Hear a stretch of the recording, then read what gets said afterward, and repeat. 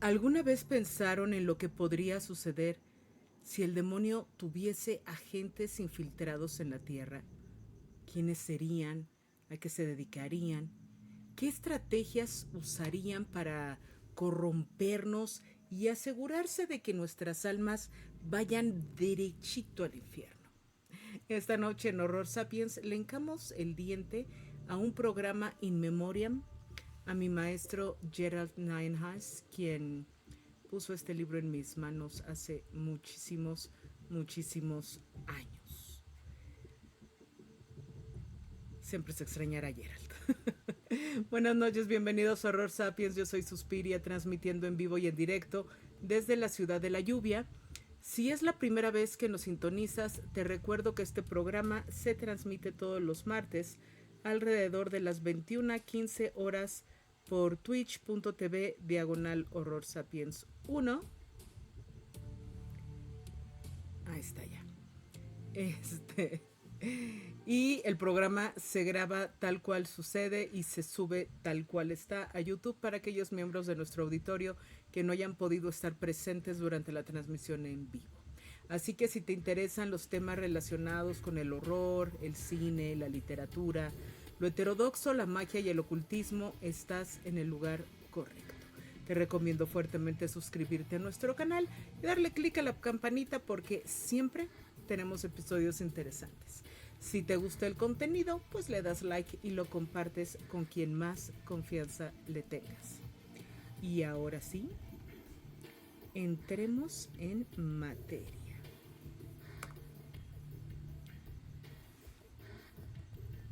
En 1942 apareció la novela The Screwtape Letters, con el spoiler total en su traducción al español, Cartas del Diablo a su sobrino, del autor irlandés C.S. Lewis. Este libro, enigmático desde su título, constituye un tratado interesantísimo sobre el alma humana y su incesante lucha entre el bien y el mal. Clive Staples Lewis nació el 29 de noviembre de 1898 en Belfast, Irlanda del Norte, y desde niño, cuando murió su perro Jaxie, insistió en que todo el mundo, cuando se refiriera a él, lo llamara como Jack. Y este nombre de Jack, todo el mundo se lo dijo el resto de su vida. Él quedó huérfano de madre a los 9 años y tuvo una educación buena, con privilegios tales como algún instituto privado, tutores, y logró ingresar con beca a la Universidad de Oxford. Peleó al lado de los ingleses en la Primera Guerra Mundial y fue retirado del servicio en 1918 al ser herido con metralla. Volvió a Oxford, donde se graduó simultáneamente en 3 disciplinas, y esto va a ser importantísimo más adelante, que fueron clásicos, o sea, todos los griegos, todos los romanos, filosofía e inglés. Ahí mismo enseñó en la Facultad de Magdalen de 1925 a 1954. Posteriormente se quedó en Magdalen como especialista en literatura medieval y renacentista. Y en el año de 1931 se reconvirtió al cristianismo. Él había nacido en una familia cristiana, pero todo lo que vivió en su juventud, con la guerra, etcétera, lo separaron de Dios. Y en 1931 empieza a juntarse con un grupo de hombres bastante interesantes que se hacían llamar los Inklings. Ellos se reunían a conversar y a discutir los textos que escribían.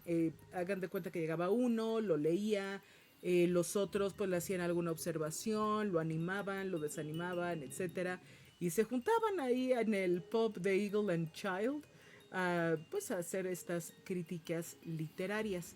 Y entre las personas que formaban parte de los Inklings estaba uno de los mejores amigos de C.S. Lewis, que era J.R.R. Tolkien, que todos ustedes creo que lo reconocen por El Señor de los Anillos y todas las precuelas, secuelas et al. Relacionadas con este tema. Ellos crearon un lazo muy profundo y muy importante a nivel literatura, porque van a ser de los autores que más van a influenciar lo que es la literatura fantástica de esta primera mitad del siglo XX. Lewis era el asesor literario de Tolkien.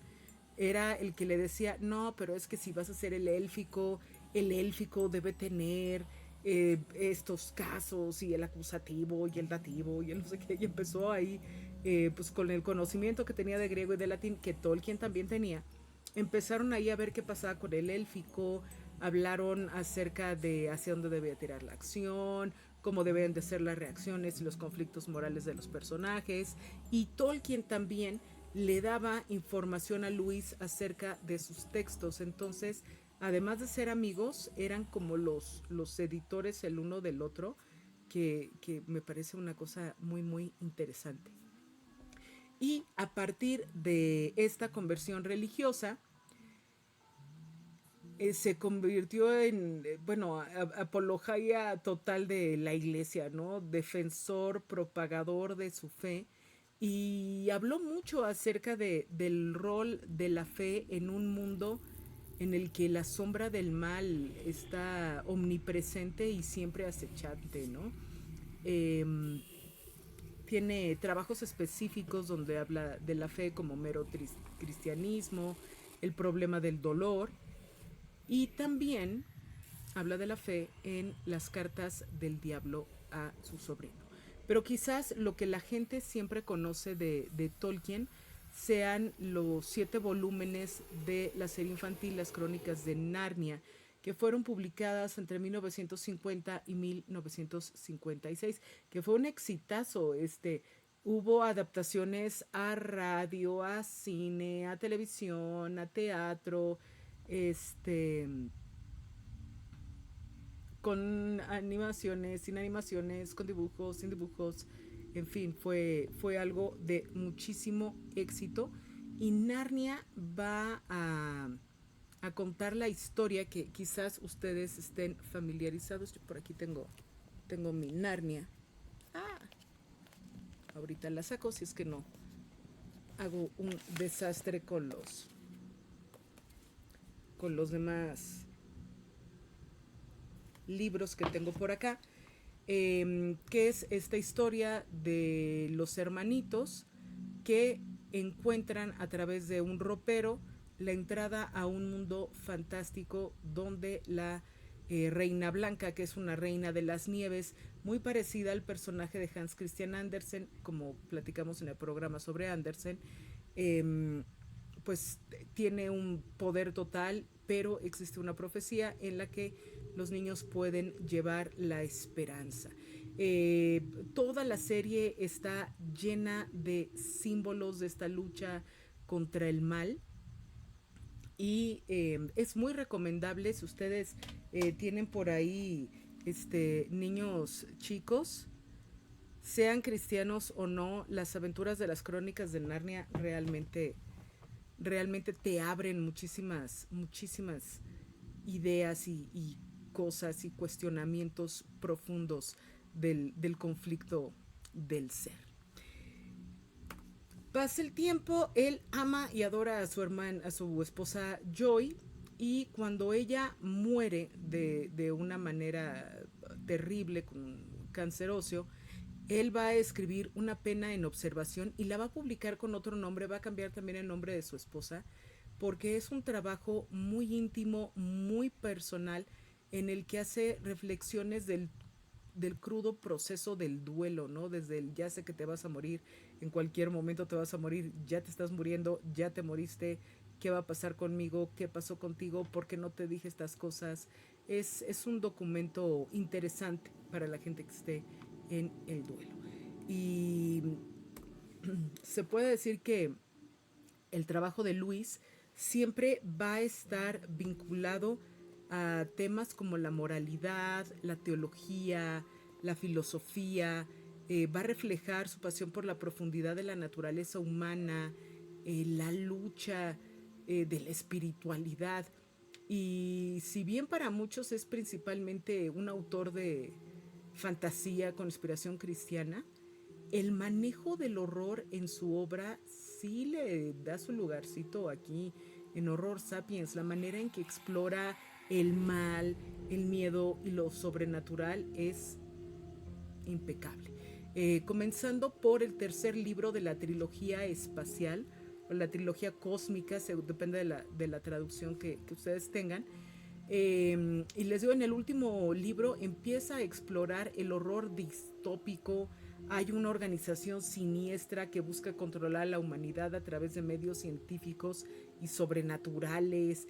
Va a haber seres alienígenas malignos, va a haber posibilidad de la posesión espiritual, que siempre es un tema escabroso y espeluznante. Va a estar también en las crónicas de Narnia, ¿no? Esta reina que encarna el mal, que todo lo ambiciona y todo lo quiere y no le importa corromper lo que tenga que corromper, la mentira es su lengua natural, esta bruja blanca, ¿no? Que tiene además la capacidad de convertir a las criaturas en piedra, la opresión de su régimen, como desde que el niño la conoce y va con ella y están en el trineo, uno sabe que todo va a estar terriblemente mal.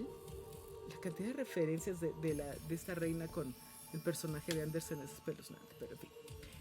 ¿Qué más? Ay, el pasaje de la ejecución de Aslan, ¿no? Del Rey León, que está por ahí. Y además es bien común que los fans de Narnia, que además son cristianos devotos, tomen la figura de Aslan como una manifestación crística, ¿no? La salvación, el sacrificio, la esperanza, todos los símbolos que hay en las novelas de Narnia, ¿no? La relación de los hermanos, como la relación entre tus hermanos cristianos y demás. O sea, si le busca uno el hilito es una extrapolación de una ideología cristiana, lo encuentran. Pero si no lo buscan, no les estorba, ¿eh? No se mete en medio a decir, y llegó Cristo Rey. No, no, no. O sea, sí tiene muy bien armada su ficción, pero resulta muy atractiva, les digo, para el público cristiano que le late toda esta parte de la simbología. Pero volvamos al tema de hoy, las cartas del diablo a su sobrino. Eh, es una joya de la corona este libro. La premisa es muy simple en realidad. Resulta ser que Satanás, el diablo, lo quieran ustedes llamar, eh, está en guerra constante con Dios para arrebatarle las almas de los humanos. Entonces, ¿qué es lo que va a hacer? Va a mandar a su séquito de demonios, todos sus sobrinitos, ¿verdad?, a la tierra en diferentes lugares, van a estar encubiertos ahí en una variedad de giros, con el fin de influenciar las decisiones y los actos de las personas, también conocidas como almas, y a las cuales se refiere en el libro como el paciente, ¿no? La paciente. No habla de las almas, ¿no? No habla de las personas, habla de él o la paciente. Y ¿por qué lo digo de esta manera? Porque el diablo, que no se presenta a sí mismo como diablo, sino como Screwtape en inglés, Screwtopo en español, le escribe a su sobrino, que es un demonio Nobel, que se llama Wormwood, en español le pusieron Orugario, y tiene una correspondencia, ¿no? Orugario le dice, ay, fíjate tío que tengo yo este paciente y no sé cómo hacerle, y empieza a describirle la situación del paciente al tío para que el tío lo aconseje sobre cómo ir guiando al paciente en todo esto. Y en el momento en el que uno entiende que todos estos demonios son psicólogos, psiquiatras, gente de asistencia social, etcétera, que están entre nosotros, que es la gente en la que uno quiere confiar y quiere hacer las cosas, y de repente resulta que están trabajando con el señor de los cuernitos, te da mucho que pensar, ¿no? Dices, eh, ¿está bien, no está bien? O sea, es una duda que te entra y ya no puedes ver igual a los psicólogos, caray. te lleva un rato volver a verlos como personas normales y no enviados del piso de abajo. Pero en fin. Entonces, estos psicólogos empiezan a manipular el pensamiento y las acciones de los pacientes, o sea, de las almas humanas que se quieren llevar para el infierno.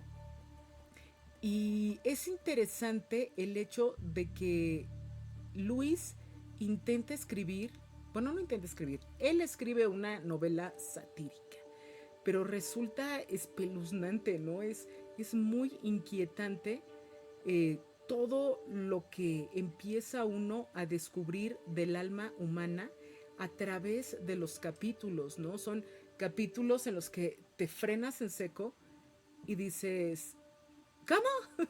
Te regresas a esos párrafos, lo vuelves a leer, llegas al mismo lugar, no, ¿cómo? ¿No? Y te enganchas mucho, te quedas pensando en toda esta sabiduría, y es que cada una de las cartas que se escriben, porque están las cartas que escribe Scrutopo y las cartas que escribe Orugario, o sea, sí se ve la continuidad de la correspondencia, y los temas que tocan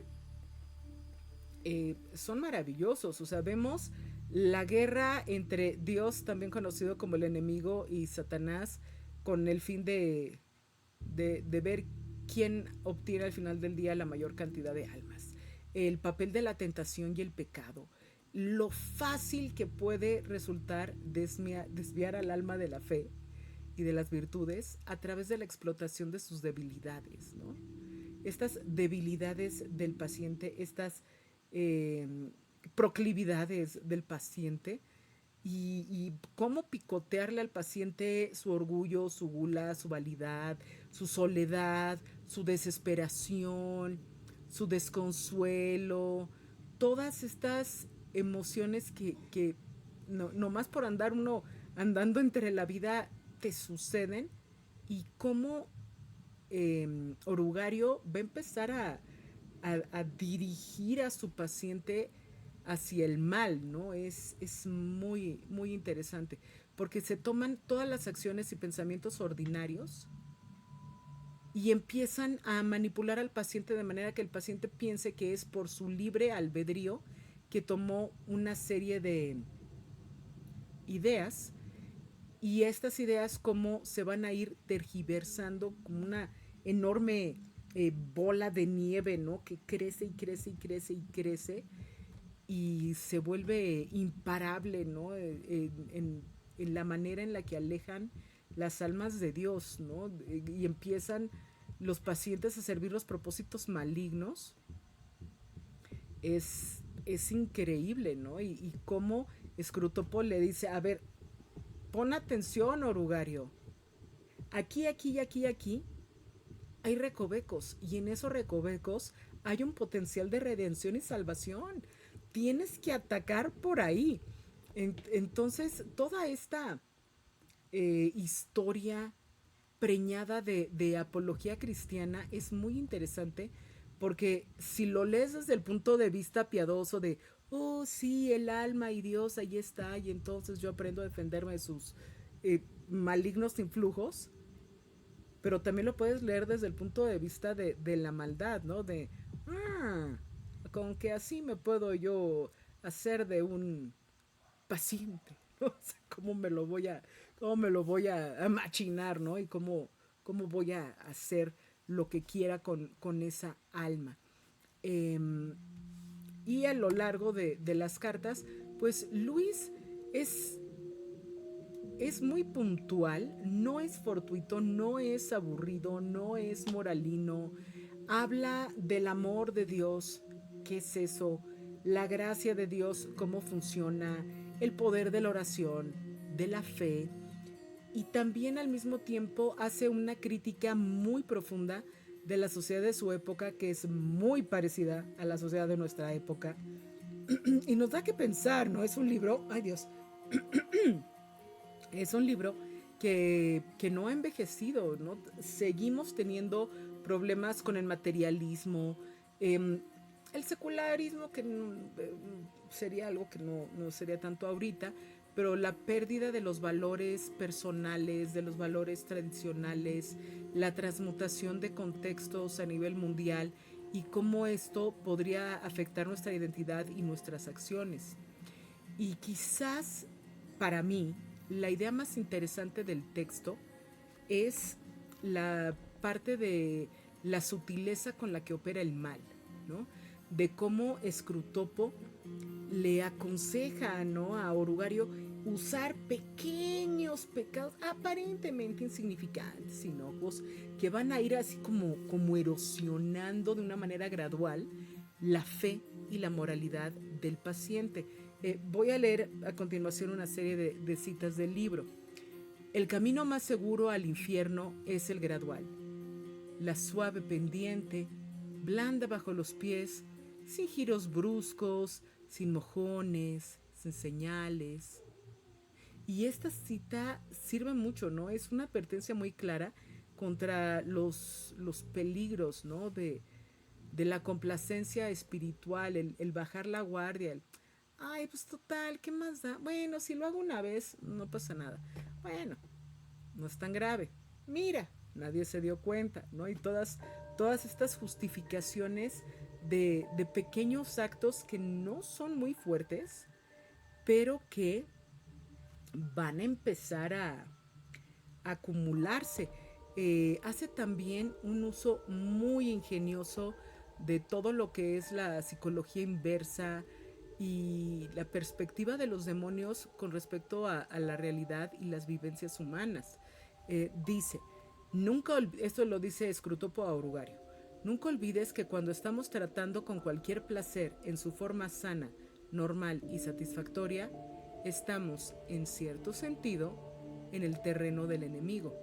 Entonces, ¿cómo meterle la culpa al placer? ¿Cómo meterle el segundo pensamiento para que todo lo que es normal y satisfactorio de repente agarre otro giro? Tiene también unas ideas sobre la condición humana, ¿no? Otra cita. Atrápalo en el momento en que realmente sea pobre de espíritu e introduce en su mente la gratificante reflexión. Por Júpiter, estoy siendo humilde. Y casi inmediatamente verás que aparece ahí el orgullo de su propia humildad. ¡Pum! ¿No? Oh, es que soy tan bueno. Ah, soy bueno. Ah, qué bueno que soy bueno. Soy bueno, soy muy bueno, ¿no? Y entonces como la virtud se empieza a jalar al lado oscuro, ¿no? De una manera interesante. Otra cita. Debemos hacerle imaginar que todas sus elecciones, por pequeñas que sean, son igualmente importantes para nosotros. No importa cuán pequeños sean los pecados, siempre que su efecto acumulativo sea alejar al hombre de la luz y llevarlo al vacío. Otra más que a mí me parece maravillosa esta cita. La prosperidad ata a un hombre al mundo. Siente que está encontrando su lugar en él, mientras que realmente es el mundo el que encuentra su lugar en el hombre. Vaya pasajes, ¿no? Es profundísimo el libro, es una joya. Y definitivamente estos pasajes capturan la esencia de la crítica de Luis sobre la naturaleza humana, la tentación y la guerra espiritual que muchas personas viven constantemente entre sus impulsos e instintos y los preceptos morales que abrazan. Los capítulos son emocionantes, son profundos y ofrecen ideas que incluso pueden resultar retadoras al lector sobre la condición humana y la forma sutil en la que el mal se infiltra y corrompe a las personas. Saludo a la gente del chat por ahí. Venom, hola. 00 Daria, 4 Yuk, Nosferatu, este libro trae tu nombre. 8 Uvdes, 8 Roe, Alicidra, Don 7, Denial, DN9, Drapsnat, Framerates, Marxin, Fotón Luis, Regresas, Rodríguez U, Scorpion 2, Tarsai, Venom, Chesky. Y quién más, y Cobalt también andaba por ahí. Shipeki entra y sale. No hay ningún problema. Saludos a todos. Dice Nosferatu. Y las frases tienen un tinte filosófico muy peculiar. Dan la impresión de ser sentencias resultado de una buena reflexión. No, hombre, Nosferatu, pues es que tú imagínate los Inklings. O sea, nada más ponerte a platicar acerca de fe con Tolkien debe ser más denso que una jalea cerebral, ¿no? O sea, debe... De ahí tuvo que haber salido alguien. Y si no conoces el libro Nosfe, ¿en serio? ¿En serio, en serio? Corre a comprarlo y ten a la mano este lápices y resaltadores de colores porque vas a darte cuenta de que vas a empezar a subrayar, ¿no? Y vas a poner una marquita aquí, una marquita allá, y va a haber una frase y la vas a anotar en un papelito y te la vas a llevar y la vas a pensar y vas a andar arrastrando. O sea, el libro va a acabar más sobado que, que un manual técnico pasado por generaciones, ¿no? No sabes qué maravilloso libro, altamente recomendable. Y es que pensémoslo desde la perspectiva de Horror Sapiens. ¿Qué puede ser más terrible y espantoso que mirarte al espejo y decepcionarte? Saber las 1000 formas en que te has fallado a ti mismo y que ya no tengas opción de darle la vuelta o de mentirte o de dejarlo para otro momento, sino que no puedes hacer nada más que afrontar tu realidad a partir de todas estas pequeñas decisiones que te están llevando al infierno. A lo mejor no al infierno del Señor de los Cuernitos, etcétera, etcétera, pero sí a un infierno personal. Dice Nosferatu, mañana mismo pregunto a mis librerías de confianza si la tienen acá. Seguramente, seguramente es un bestseller. Las cartas del diablo a su sobrino. Sino la página de compraventa que tiene nombre de Río Brasileño suele tener ejemplares. Los he visto en inglés, posiblemente en español también deben de tenerlos por ahí. Pero luego librerías de viejo. La última edición que vi, digo, porque está la del 42, que es la viejita, y luego hay otras más modernas con comentario. Hay una del 96, hay una del 2001. Debe de haber algo por ahí, ¿eh? Nosfe, debes de encontrarla y sí, llévatela contigo a todas partes. O sea, con que te leas una carta al día, vas a tener material suficiente para darle vueltas en tu mente ad nauseam in aeternam. De hecho, es un libro en el que está tan bien hecho que uno quiere ir rápido, pero es tan profundo el cuestionamiento que se va uno despacito. Entonces ya saben. Cartas del Diablo a su sobrino del escritor neoirlandés C.S. Lewis, librazo, recomendado no solo a nuestros amigos psicólogos, sino a todo aquel que quiera acompañar el horror de ser uno mismo, cuando uno es el uno mismo que uno no está más contento de ser. Y un libro que sin duda te va a hacer crecer página a página. No les voy a decir que de manera exponencial, pero no sale uno igual después de leer el texto, ¿eh? Desde el primer capítulo uno empieza a sentir una transformación, un crecimiento de alma impresionante. Pues muchas gracias por acompañarme en este programa sobre las cartas del diablo a su sobrino de C.S. Lewis. Si les gustó el contenido, a quienes nos ven por YouTube, recuerden que pueden suscribirse, darle a la campanita, nos pueden contactar ya sea asistiendo aquí todos los martes a twitch.tv/Horror Sapiens 1 o por YouTube, Horror Sapiens con Suspiria. Y pues ponernos en los comentarios lo que ustedes decidan. Le voy a dar ahí un par de enlaces a este programa ahí en los comentarios de YouTube. Pues toda la parte de Tolkien y de Hans Christian Andersen, que sin duda fueron unas fuertes, fuertes influencias. Y lean a Lewis, vean, aunque sea la película de Narnia que la tienen ahorita en el streaming, véanla, acérquense a lo que sucede ahí. Eh, no se vayan, porque luego está el prejuicio, que es un prejuicio real, de es que yo no leo ese tipo de escritores, ¿no? Y están que si los escritores de odio, que si los escritores que se drogan, que si los escritores misóginos, no sé. Y también hay prejuicio contra escritores de alguna fe particular. Eh, en este caso, los escritores, un escritor cristiano, que sería el caso de C.S. Lewis. Y sí lo aclaro y sí lo digo porque sé que entre nosotros tenemos gente de fe, tenemos católicos que son eh, gente muy curiosa, que anda todo el rato buscando crecer, etcétera, que no se quedan nada más al margen en los dogmas, sino que realmente quieren entender otras partes del mundo y explorar más allá.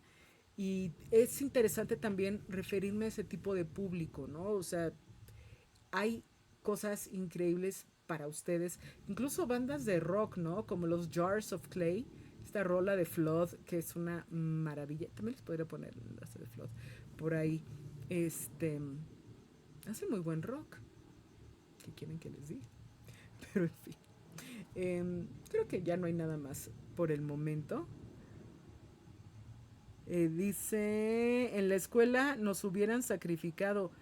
En la escuela te torturaban, Beno. Fui testigo. Fui testigo. Me incitaban a ser copartícipe de tu tortura. Pero sí, no, esto es que ven el título y luego se espantan, pero no es una apología cristiana interesante. Y es muy buena novela. Entonces, sin más por el momento, me voy a despedir hasta la próxima emisión, aquí en vivo por twitch.tv diagonal horror sapiens 1, donde voy a hablar de, de una novela que la manera en que influenció tantas y tantas y tantas cosas y que al mismo tiempo tiene muchos elementos de otros libros del mismo autor. Me refiero a Something Wicked This Way Come, la famosísima historia del carnaval, ¿no? Maligno ahí, de Ray Bradbury. Ray Bradbury siempre es interesante y siempre tiene cosas increíbles, pero toda esta historia del Something Wicked This Way Comes, de los niños, de cómo el mal llega al pueblo pues a seducir a los niños y a llevárselos también para allá. Me estoy dando cuenta de que llevo un par de meses aquí hablando de las seducciones del mal y las posesiones y todas estas cosas, programa tras programa. La culpa de todo la tiene Sandra Becerril, siempre la va a tener ella, este, por, por, por su libro, ¿no? De los juegos, pero en fin. Que fue lo que empezó con las posesiones. A partir de ese libro, todos los programas de Horror Sapiens han sido de posesiones. ¿Qué les puedo decir? Saludos a Sandra, que de repente nos es favor de vernos, y a Henry Bedwell también. Que les está yendo muy bien. Felicidades en su cumpleaños a Henry, por cierto. Y pues creo que ya es todo. Me pone ahí una carita, bueno, muy interesante. Pero en fin. Hasta el martes para hablar de Ray Bradbury con Something Wicked This Way Come.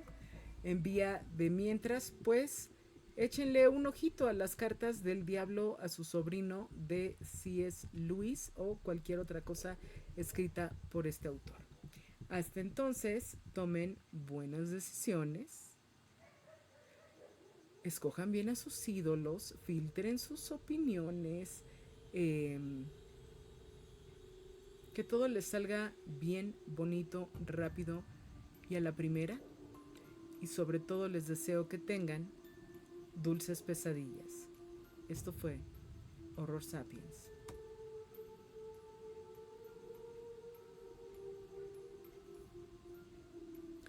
Y saludo a la gente del chat que ya llegaron por acá, muchos más. 00 Ava, 0 Dari.